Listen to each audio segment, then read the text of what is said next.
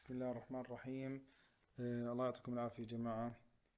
أول شيء آخر موضوع في مادة السي ان اس بنتكلم عن البايبولار ديس اوردر.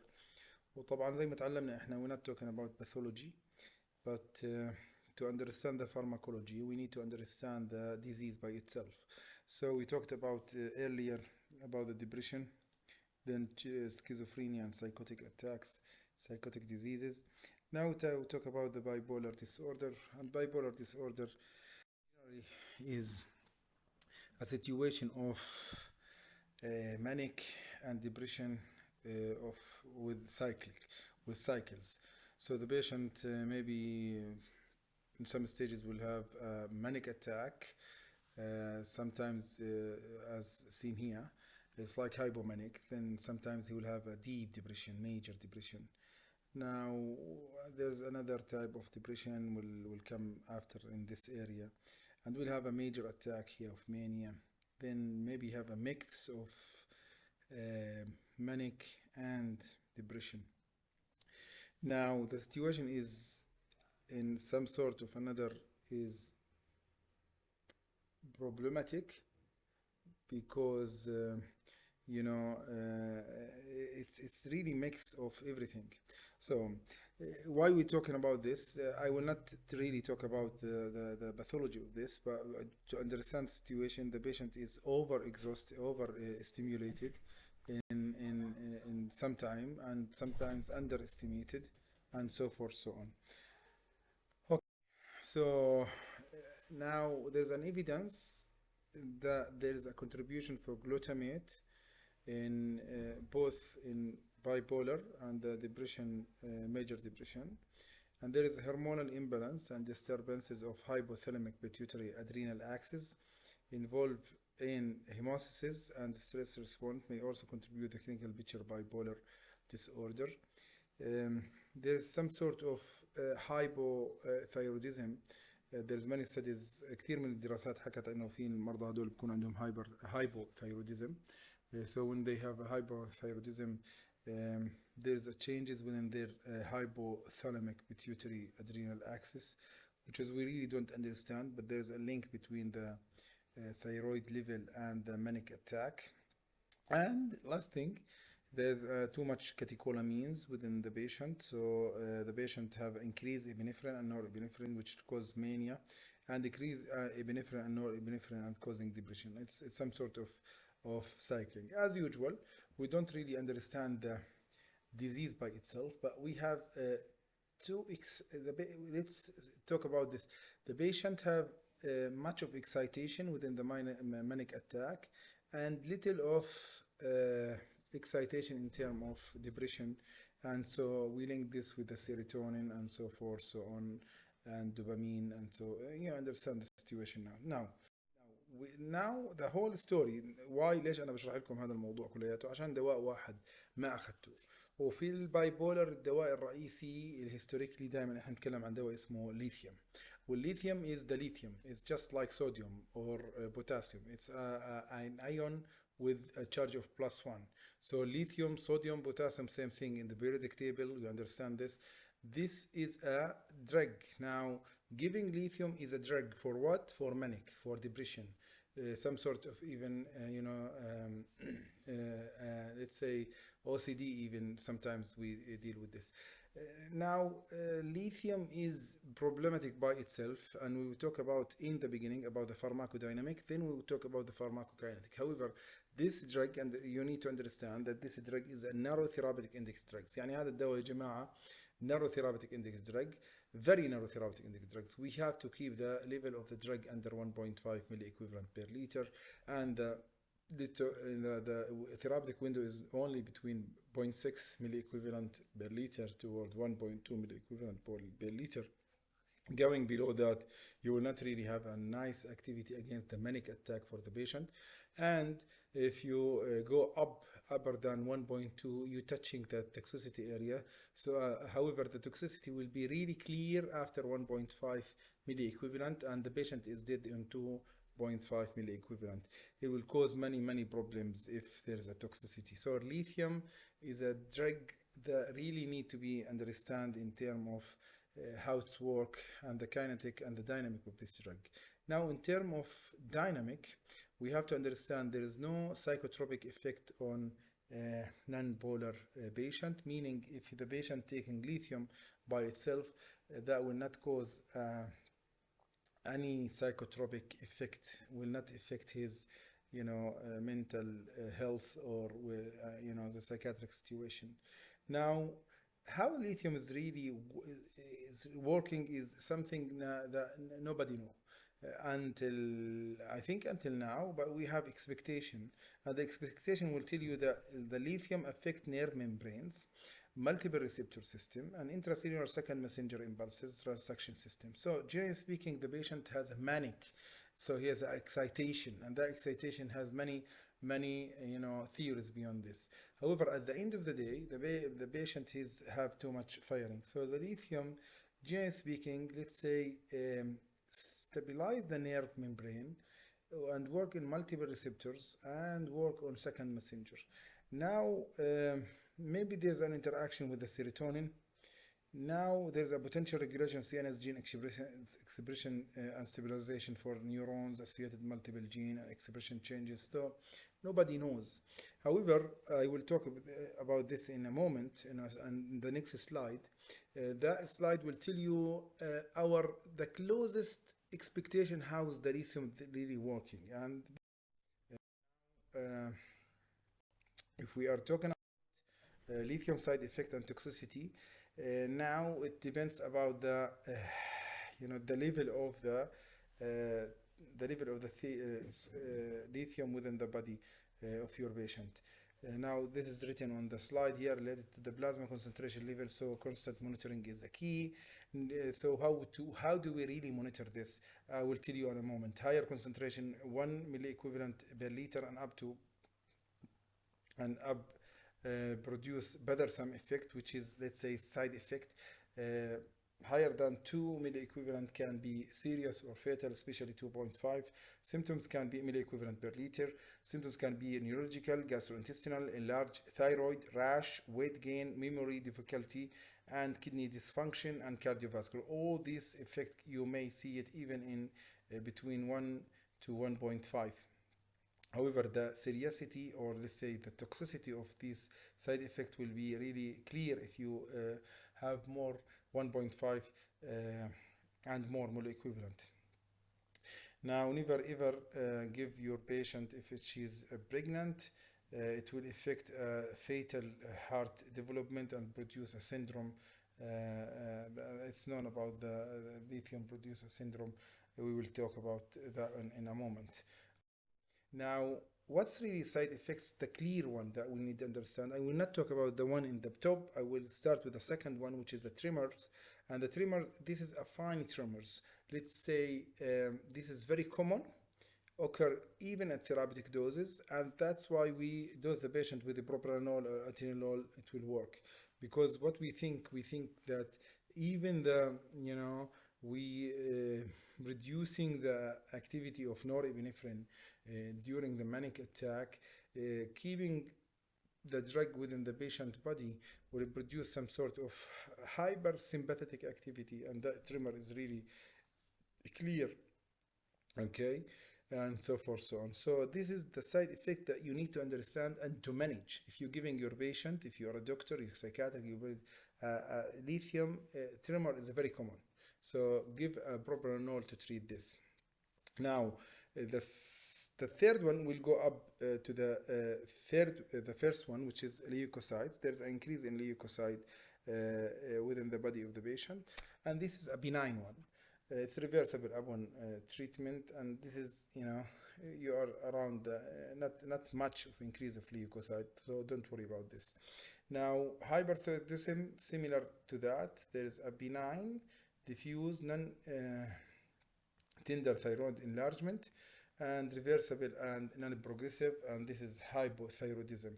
So there is a reduction in the thyroid, reduction in T3, T4, and every, it's written in the book, the lithium will inhibit the TSH, thyroid stimulating hormone, and that will produce this type of hyperthyroidism. It's benign, no need to do anything. However, there is many studies now talking about giving the patient levothyroxine and احكي لكم عنه شوي هلا عشان تفهموا شو الموضوع. هلا حتى مرضانا اللي عندهم ديبريشن، عندهم بايبولار مانيا، عندهم ذهان، عندهم كل هاي الاشياء. there's many studies. هاي الحكي بال 2022 2021 بلش يطلع دراسات كثيرة عن الهايبرثايروديزم. So we try to keep the thyroid level within the upper limit. So don't leave the thyroid within lower limit. That will produce some sort of depression and lethargy, some sort of تعب عند المريض وهيك. فبنحاول احنا نعطيه levothyroxine to produce, to push him on to, let's say, augment the antidepressant, whatever antidepressant you are using. So we augment this. So this is a side effects that you really need to monitor hyperthyroidism. It's benign, no need for intervention in terms of in terms of pathology or in terms of pathophysiology. However, there is some studies talking about that hyperthyroidism is not good for those patients with depression. You need to keep the thyroid level high, and that is say hyperthyroidism that happening during lithium treatment usually عماله بيصير او usually happen يعني خلي الثيرويد ليفل تي 4 مثلا على اللور ليميت. اوكي ودواء عليه. So just to keep an eye on this. Keep an eye on this. Don't be surprised that we really now we in Jordan we even treat patients with depression, with panic attack. We give them levothyroxine to improve their motivation and to reduce their depression. Now go toward to ADH, the one here. Now there's an inhibition of ADH through lithium, and that inhibition of ADH, antidiuretic hormone, will produce urination and polyuria and polydipsia, and this is very important. We will go back to this in a moment. May response to amiloride, reversible, non-stopping lithium. I will not talk much about this. We need to understand that there's an inhibition for ADH activity, increased urination, and this is a problematic by itself. Okay, why it's problematic, I will talk about this in a moment. Because lithium is excreted through the through the kidney, and much of the lithium is reabsorbed like sodium. So if the patient is seeing, if the patient is going through too much urination, polydipsia, polyuria, and so forth, so on, he will lose a lot of water, and with that water he will lose a lot of sodium, and that means that sodium will go out of the body and will lithium go with it. However, because there's a depletion for the sodium within the body, the lithium will let's say will win the reabsorption competition and will come back toward the body of the patient, and the level of the lithium will increase. And that's one of the issues that you really need to understand. Your patient should be hydrated. البيشنت هذا المريض لازم نعلمه إذا باخذ ليثيوم لازم يشرب من 1 ل 3 لتر every day، أو 1.5 لتر ل 3 لتر every day. لأنه إذا صار عنده dehydration، إن كان الديهايدريشن هذا من البوليدبسيا اللي بسببها نفس الليثيوم، أو حتى صار عنده هو ديارية، أو صار عنده vomiting وسو فورس، كل الأسباب هاي بتسبب لك الديهايدريشن، هذا راح يرفع الليفل تبع الليثيوم. ليش راح يرفع الليفل الليثيوم؟ لأنه الري ابزوربشن للليثيوم عم بصير في البروكسيمال تيوبيول، وهذا راح تاخذوه طبعا في اليوروجينيتال، فمش راح اشرحه طويلا انا، بس على ما نروح عن البروكسيمال تيوبيول احنا بصير في much of reabsorption of sodium in there, and the kidney will see the lithium like sodium and they will reabsorb it again. If there is not much of sodium within the body of the patient, that mean, and not much of water, that mean that the lithium will come back toward your the patient will go back to your patient body and will increase. This is same thing about why we always advise our patient that is taking lithium not to change the level of sodium that is taking. He should take sodium because sodium, as we said, compete with the lithium for reabsorption. So we want the lithium to go out of the body normally like sodium, with the same level. And we don't want to have a problem in reabsorption. We don't want to increase the reabsorption of sodium. So keep the level of sodium as normal. And this is an issue when the patient is in lithium. he really لازم يضلوا على نفس الليفل تبع الصوديوم له. فلو اجاكم سؤال في حياتكم انو الدواء اللي احنا بنحكي لمريضنا ما تنزل الصوديوم فيه، لانه احنا دائما بننزل الصوديوم، اذا بتتذكر لما درسناكم الكارديوفاسكولار نزلنا له اسباب كثيره. هون في الليثيوم ما تنزله، لانه اذا نزلته انت بتعطي فرصه اكثر للليثيوم انه يرتفع بجسم المريض، وهو نيروثيرابيتيك اندكس drugs as I said, and that will produce a problem and a big problem for the patient by returning to source sodium. So generally speaking, it's a side effects of the lithium to produce urination, polyuria, polydipsia, and they need to be really need to be monitored. This give more water, and the patient, the patient will tolerate this, because at the end of the day he will have a tolerance toward this. يعني بتتحسن امور اليورينيشن مع الوقت. لكن remember this, لازم الصوديوم يضله on a level, because the sodium will produce a nice balance between the reabsorption of lithium. Don't miss this. Nephrogenic, طبعا هذا اسمه nephrogenic diabetes insipidus, and amloride one of those drugs that we use, and راح تحكوا عنه هذا في اليوروجينيتال. ما راح اشرحه هون، انا راح اتركه. طبعا المذر always never ever the mother pregnant lady should take this lithium, because it will affect the heart, and the anomaly for the heart, it's called Epstein's anomaly, may fetal goiter or Epstein's anomaly may develop within the patient. And remember this, lithium is completely contraindicated within the pregnant lady. Okay. All right. اذا الليثيوم ما اشتغل يا جماعه، اذا الليثيوم طبعا بس كلمتين قبل ما نروح على الليثيوم، اذا ما اشتغل، اذا صار في سميه في الليثيوم طبعا بصير عندنا نيفروتوكسيسيتي، وبيؤدي لنا كمان لنيوروتوكسيسيتي وسو فور سو اون، ويعني بصير في افكت شوي عالي، ممكن تكون قاتله، ممكن يعملنا neurological problem, seizures and so forth so on if the lithium too much lithium within the brain of the patient. ومش موضوعنا يعني، بس احنا عشان نكون فاهمين شو يعني ليثيوم. هلا راح امر مرور الكرام انا هدول السلايدات، لانه already know these drugs، بس راح اقراهم وافسر فيهم سريعا ايش بنعمل بعد هيك. if the lithium doesn't work، اذا الليثيوم ما اشتغل، طبعا هلا في دراسات كثيره بتحكي don't start with lithium or start with lithium with low dose with valproic acid with carbamazepine اللي هم anti epileptic، او start with those drugs like the anti dopaminergic activity, which is the we talked about as antipsychotic drugs like الزيبرازيدون، الابربرازول، الريسبيريدون، واخر اشي كان اللي هو اربرازول، وكان الاولانزابين، كلورازابين، وسو فور سو اون. سو في حكي كتير عن الموضوع هلا بنتكلم عنه. Now 40%, I'm gonna read now, 40% of bipolar are resistant to lithium or side effect hinder its effectiveness، يعني ما بيستجيبوا المرضى لهذا، او المرضى نفسهم ما بيقدروا يتحملوا السايد افكتس اللي تكون تكلمنا عنهم.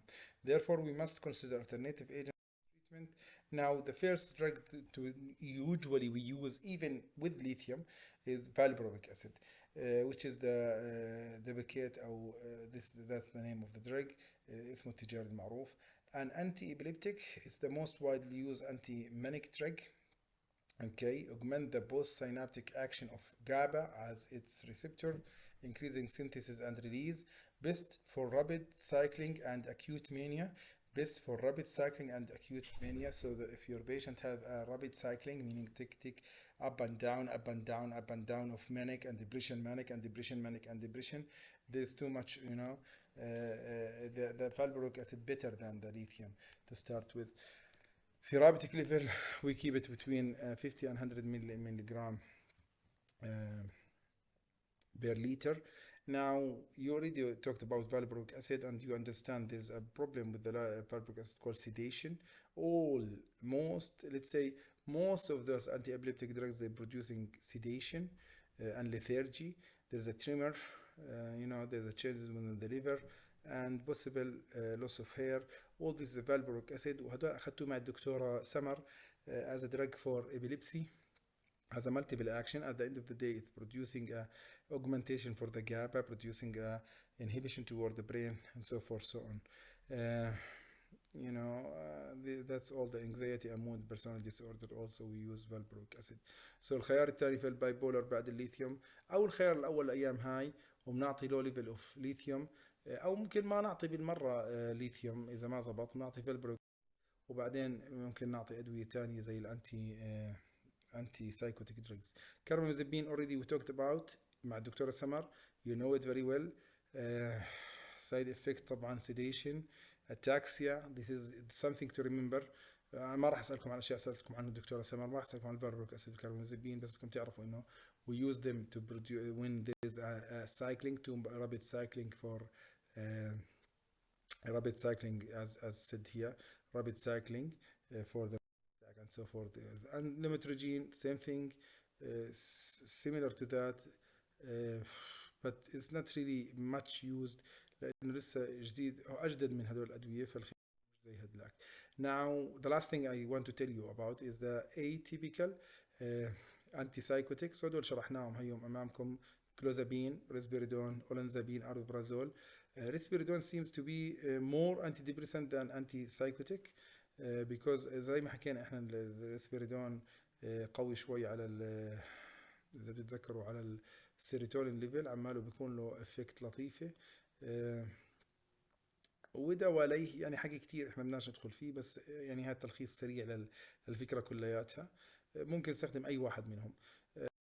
لو سئلنا، هذا الترم مش مطلوب منكم طبعا، لو سئلنا ايش الوضع اللي احنا بنتكلم فيه، يعني بالعموم يعني what to do with the mania، انسوا هذا السلايد لانه شوي معقد، بس what to do with the mania we usually start with either of combination between the valproic acid and one of these antipsychotic drug, or we may start with lithium, or we may start with lithium by its own, or we start with a low level of lithium 0.4 milli equivalent with valproic acid and so forth so on. So هذا مانجمنت تاخذوه بسنه خامسه، بس انا بيهمني تعرفوا شو يعني ليثيوم في هاي المحاضره، وشو الخيار اللي بعد الليثيوم. الخيار اللي بعد الليثيوم او ممكن يكون قبل الليثيوم او مع الليثيوم اللي هو الفالبرويك اسيد او الكاربامازيبين او الليمتروجين، او ممكن انك تعتمد انك تعطي انتي سايكوتيك. طبعا انت المنبر اللي انت عمالك تعمله شو بتسوي؟ انت قاعد، انت كل فكرتك انه انت وانت اخواني واخواتي، كل فكرتك انك تمسك المانيك اتاك وانكريز البيتر ديبريشن. ويمكن صار عندكم تصور هلا شو اللي عمالنا بنعمله، بس احنا من تيرم فارماكولوجي بيهمنا تفهموا شو يعني ليثيوم وشو يعني مانجمنت اوف ليثيوم توكسيسيتي وهذا الكلام. طبعا الليثيوم doesn't have، اخر كلام بحكي انا، ما له انتيدوت. الحل نعمل له هومودياليسيس للبيشنت، لازم نعمل له هومودياليسيس. فلو جاك سؤال في حياتك what you gonna do with a patient with lithium toxicity, okay, you will have to do hemodialysis. وجزاكم الله كل خير والله يعطيكم العافية.